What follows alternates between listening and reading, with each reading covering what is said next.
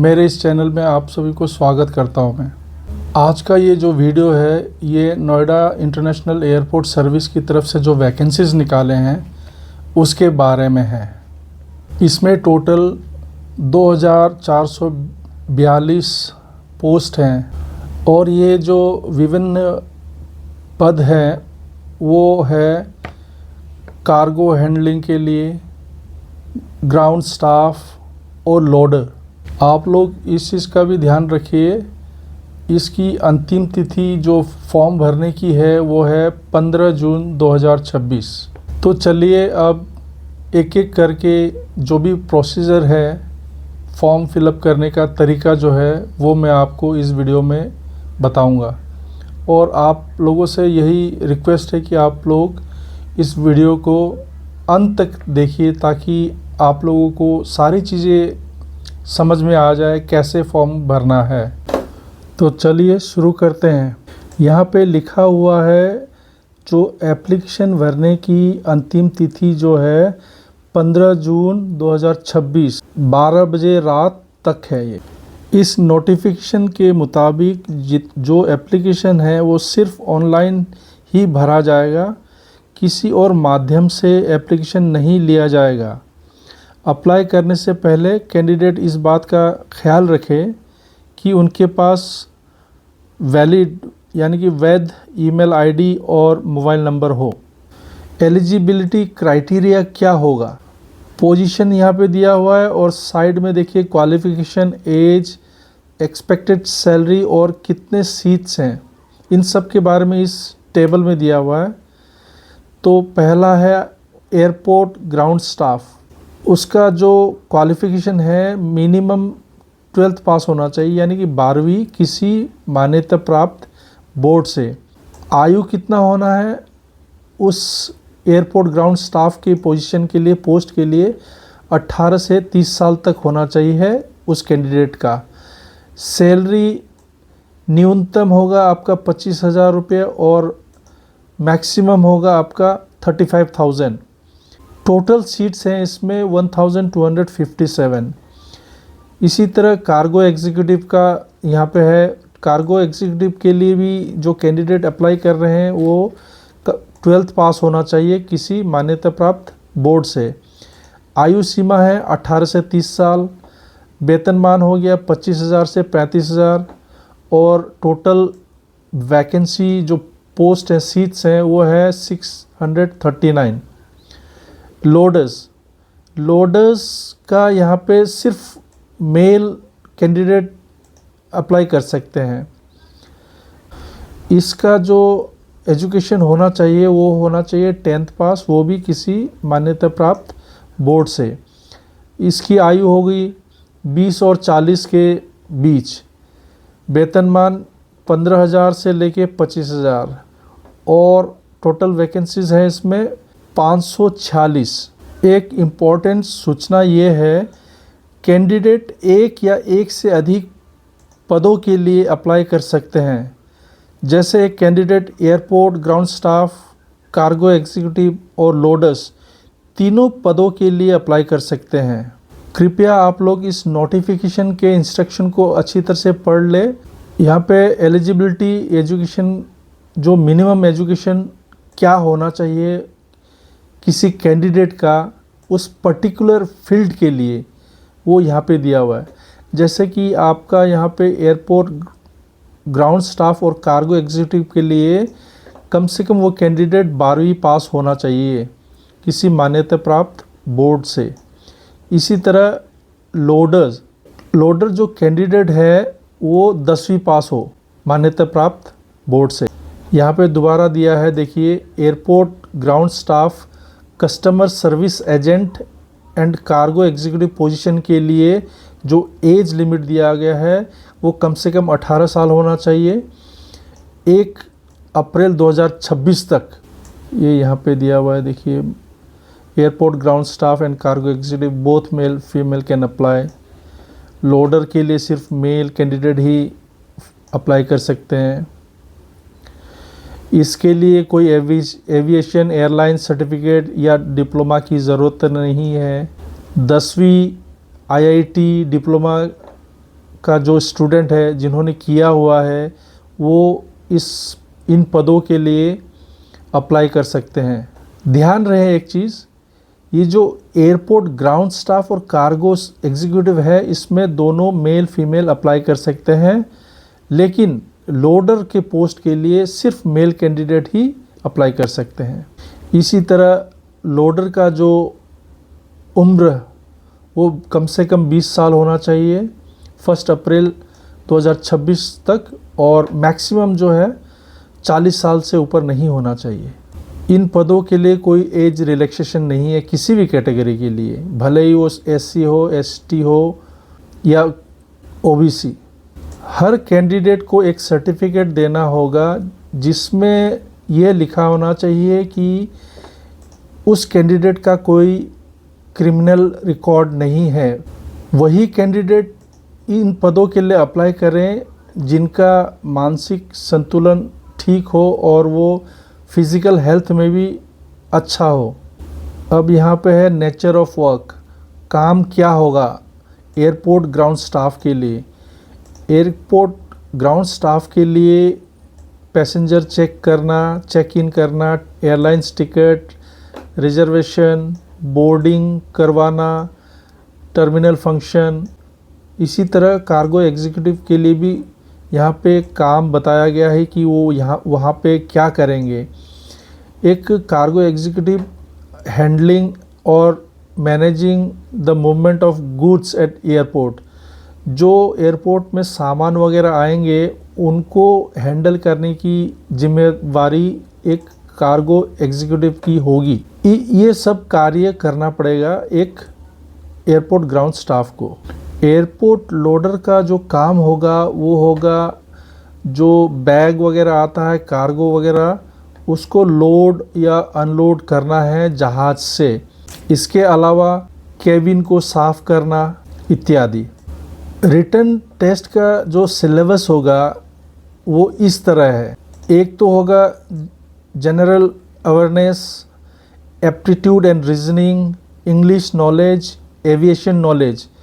ये सारे 25-25 क्वेश्चंस होंगे और इन चारों रिटन एग्ज़ाम के लिए आपको 90 मिनट्स देंगे, यानी कि 1.5 घंटे का समय दिया जाएगा। उन 1.5 घंटे के अंदर में आपको ये सारे प्रश्न के उत्तर देने होंगे और इन टोटल क्वेश्चंस के मार्क्स है 100, 25 मार्क्स एक सब्जेक्ट के।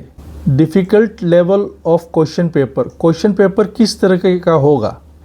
एयरपोर्ट ग्राउंड स्टाफ और कार्गो एग्जीक्यूटिव के लिए जो भी पेपर्स बनेंगे वो पेपर सीनियर सेकेंडरी यानी कि 12वीं के लेवल के जो पढ़ाई होंगे उसके बेसिस पे ही क्वेश्चन पेपर बनाया जाएगा। इसी तरह एयरपोर्ट लोडर के लिए जो 10वीं लेवल के स्टडीज़ होते हैं, पढ़ाई होती हैं, उसके बेसिस पे ही क्वेश्चन तैयार किए जाएंगे, बनाए जाएंगे। जो रिटन एग्ज़ामिनेशन का सिलेबस होगा वो सारे पोजीशन के लिए सेम होगा, भले ही वो कार्गो एग्जीक्यूटिव हो, ग्राउंड स्टाफ हो या लोडर हो। लेकिन इंग्लिश लैंग्वेज का जो सेक्शन है वो लोडर्स के लिए एप्लीकेबल नहीं है। मीडियम ऑफ एग्ज़ामिनेशन, जो पेपर होंगे वो 2 भाषाओं में होंगे, बाईलिंगुअल में, हिंदी या इंग्लिश में।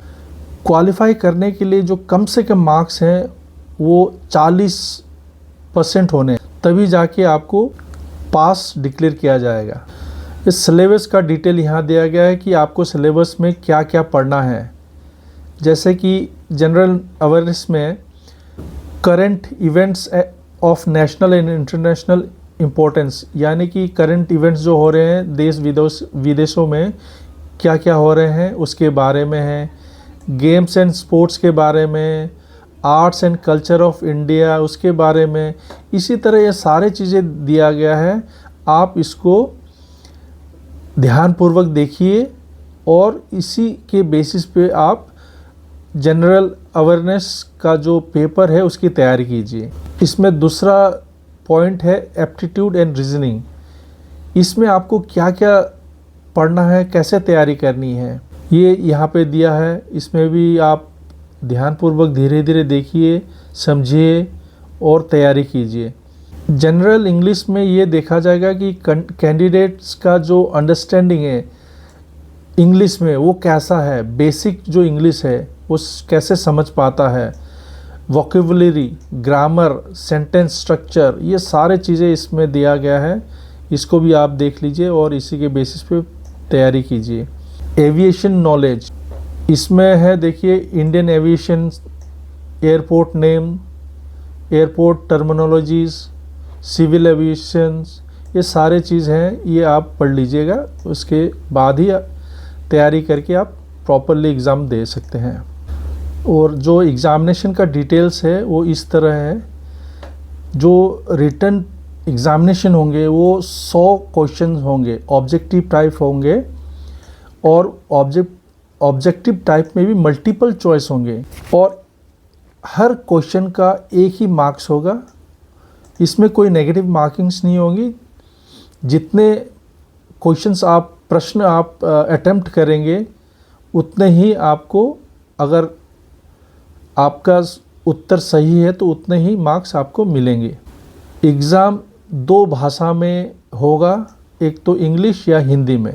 कोई नेगेटिव मार्किंग नहीं होगी। कैंडिडेट को एप्लीकेशन भरते वक्त इस चीज़ का ध्यान में रखना है कि वो किस एग्ज़ामिनेशन सेंटर्स में अपना एग्ज़ाम देना चाहते हैं। एक बार एग्ज़ामिनेशन सेंटर भरने के बाद वो दोबारा चेंज नहीं होगा किसी भी हाल में, तो इस चीज़ का ध्यान में रखिए कैंडिडेट।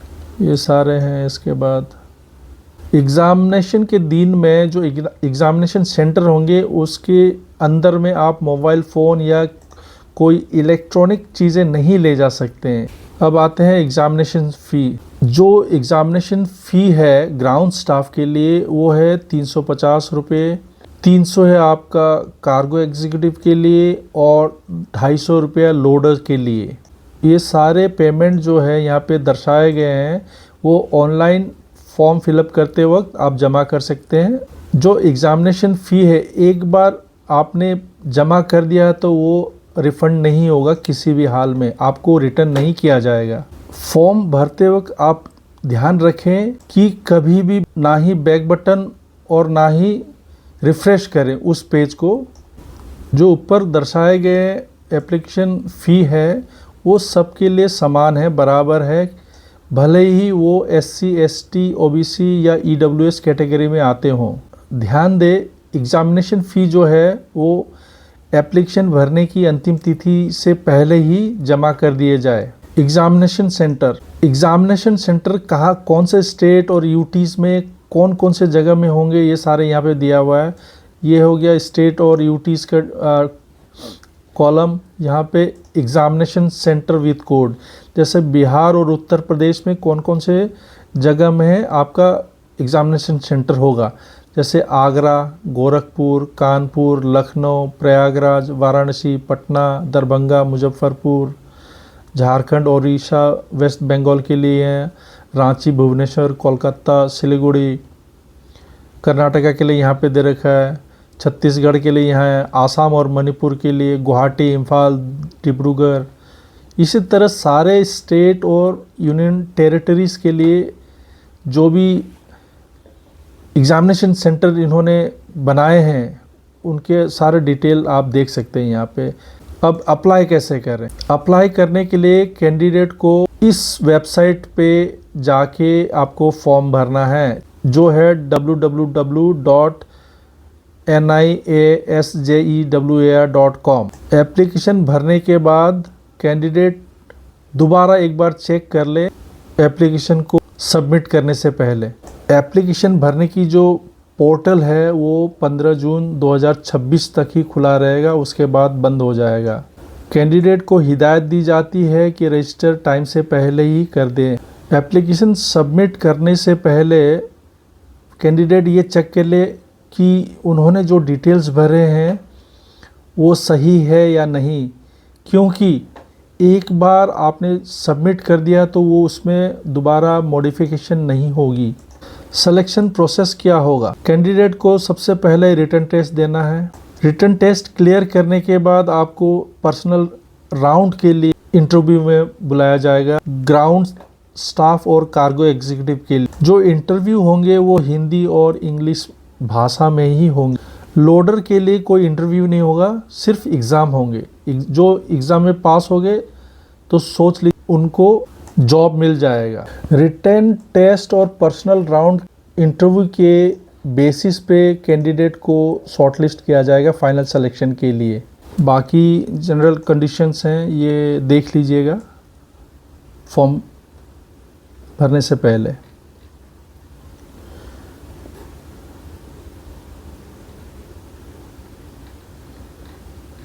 मैंने यहाँ आप लोगों के सहूलियत के लिए स्क्रीनशॉट लगाया हुआ है कैसे अप्लाई करना है। आप पहले इस वेबसाइट में चले जाइए niasjewer.com। उसके बाद जब आप उसमें क्लिक करेंगे गूगल में जाके तो आपके पास ये इंटरफेस आएगा।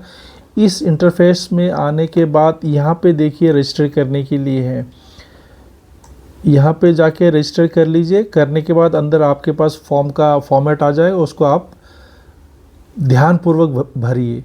तो ये थी नोएडा इंटरनेशनल एयरपोर्ट सर्विस का जो वैकेंसीज निकाले थे उसके बारे में आज यहीं तक। और अंत में आप लोगों से दोबारा मैं रिक्वेस्ट करता हूं कि मेरे इस चैनल को ज़्यादा से ज़्यादा सब्सक्राइब करें और शेयर करें। Thank you.